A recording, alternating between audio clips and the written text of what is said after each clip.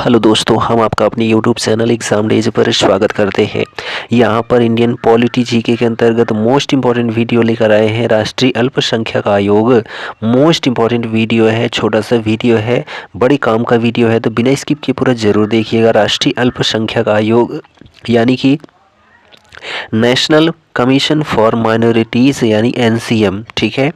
तो जो है दिल्ली उच्च न्यायालय ने केंद्र सरकार को राष्ट्रीय अल्पसंख्यक आयोग के अध्यक्ष तथा 5 अन्य सदस्यों के रिक्त पदों को जो है भरने का निर्देश दिया था।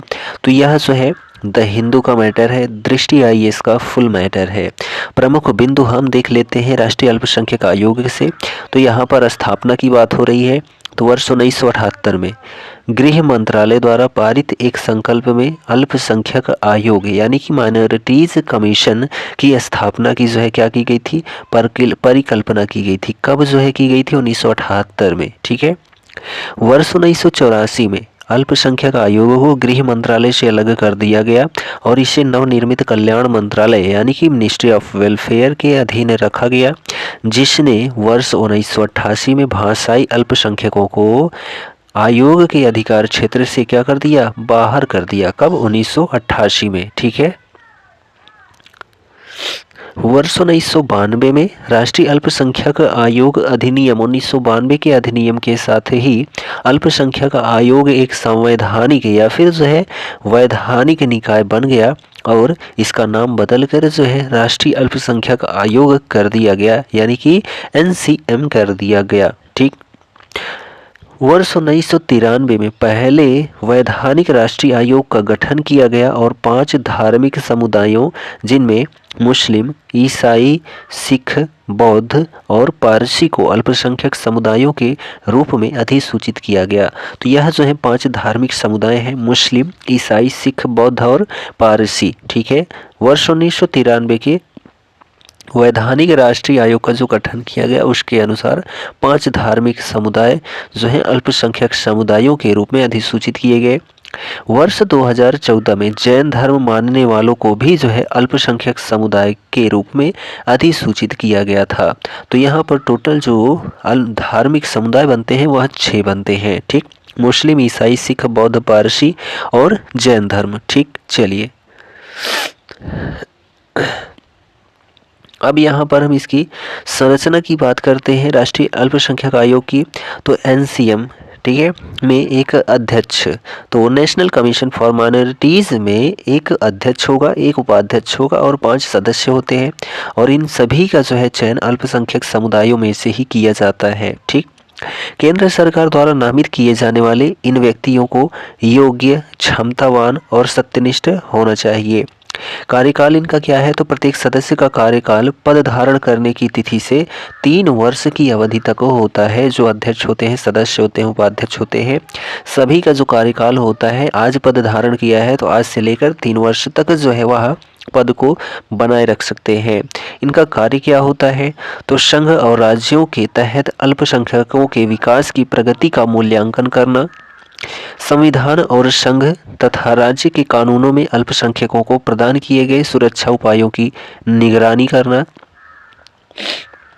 अल्पसंख्यक समुदाय के हितों की सुरक्षा के लिए नीतियों के प्रभावी कार्यान्वयन हेतु आवश्यक सिफारिशें करना, अल्पसंख्यकों को उनके अधिकारों और रक्षोपायों से वंचित करने से संबंधित विनिर्दिष्ट शिकायतों की जांच पड़ताल करना, अल्पसंख्यकों के विरुद्ध किसी भी प्रकार के विभेद के कारण उत्पन्न होने वाली समस्याओं का अध्ययन करना या फिर करवाना और इन समस्याओं को दूर करने के लिए सिफारिश करना, ठीक है।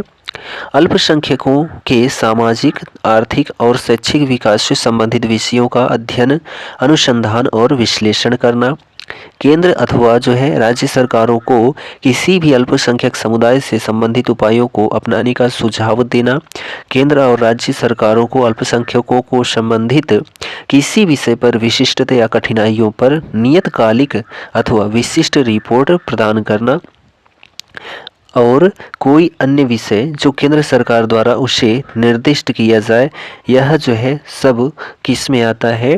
तो तो ये सभी चीज़ें जो है इनके कार्य हैं। राष्ट्रीय अल्पसंख्यक आयोग के जो अध्यक्ष हैं, उपाध्यक्ष हैं और जो 5 सदस्य हैं, इन सब का यही काम होता है। कितने वर्षों के लिए होता है? तो 3 वर्षों के लिए होता है। यह सुनिश्चित करता है कि प्रधानमंत्री का 15 सूत्री कार्यक्रम लागू है और जो है अल्पसंख्यक समुदायों के लिए यह कार्यक्रम वास्तव में काम कर रहा है। ठीक, चलिए अब यहाँ पर देखते हैं विश्व अल्पसंख्यक अधिकार दिवस। विश्व अल्पसंख्यक अधिकार दिवस यानी कि वर्ल्ड माइनॉरिटीज राइट्स डे प्रत्येक वर्ष 18 दिसंबर को, इसको जरूर याद रखें, प्रत्येक वर्ष 18 दिसंबर को राष्ट्रीय अल्पसंख्यक आयोग द्वारा विश्व अल्पसंख्यक अधिकार दिवस यानी कि वर्ल्ड माइनॉरिटीज राइट्स डे का आयोजन किया जाता है। कब? 18 दिसंबर को। 18 दिसंबर 1992 को संयुक्त राष्ट्र ने धार्मिक या भाषाई राष्ट्रीय अथवा जो है जातीय अल्पसंख्यकों से संबंधित व्यक्ति के अधिकारों पर वक्तव्य को जो है अपनाया था। ठीक है, कब? 18 दिसंबर 1992 को। अल्पसंख्यकों से संबंधित जो है संवैधानिक और कानूनी प्रावधान क्या है? तो राष्ट्रीय अल्पसंख्यक आयोग अधिनियम NCM एक्ट अल्पसंख्यकों को केंद्र सरकार द्वारा अधिसूचित एक समुदाय के रूप में परिभाषित करता है, यानी कि अल्पसंख्यकों का एक अपना समुदाय है। ऐसा जो है राष्ट्रीय अल्पसंख्यक आयोग अधिनियम जो है क्या करता है? परिभाषित करता है। भारत सरकार द्वारा देश में 6 धर्मों, ठीक है, 6 धर्म हैं। अल्पसंख्यक धर्म जो है, अल्पसंख्यक लोग जो हैं वह 6 धर्मों से संबंधित हैं। एक मुस्लिम, ईसाई, सिख, बौद्ध, पारसी और जो है जैन धर्म। ठीक है, ये सभी जो है अल्पसंख्यक घोषित किए गए हैं। राष्ट्रीय अल्पसंख्यक शिक्षा संस्थान अधिनियम यानी कि NCMEIA, ठीक है,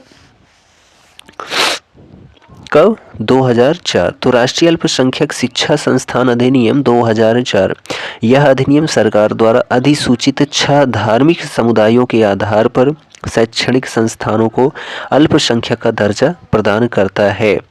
भारतीय संविधान में अल्पसंख्यक शब्द को परिभाषित नहीं किया गया है, हालांकि संविधान धार्मिक और भाषाई अल्पसंख्यकों को मान्यता देता है। अनुच्छेद 15 और 16 क्या कहता है? राष्ट्रीय अल्पसंख्यक आयोग से संबंधित तो 15 और 16 कहता है ये अनुच्छेद धर्म से, जाति से, ठीक है, लिंग से और जन्म स्थान के लेकर या फिर इनके आधार पर नागरिकों के साथ भेदभाव निषेध करता है। ठीक है, कौन? अनुच्छेद जो 15 है। ठीक है, 16 क्या कहता है कि राज्य के अधीन किसी भी कार्यालय में रोजगार या नियुक्ति से संबंधित मामलों में नागरिकों को अवसर की समानता का अधिकार है, जिसमें धर्म, जाति, लिंग या जन्म स्थान के आधार पर किसी भी प्रकार का भेदभाव निषेध है। यानी कि जो है अवसर की जो है समानता है, किसी भी धर्म, जाति, लिंग या जन्म स्थान से संबंधित हो कोई भी व्यक्ति, उसको अवसर की समानता है, यानी कि जो है सभी को एक समान एक नज़र में देखा जाएगा। ठीक, अब यहाँ पर देखते हैं अनुच्छेद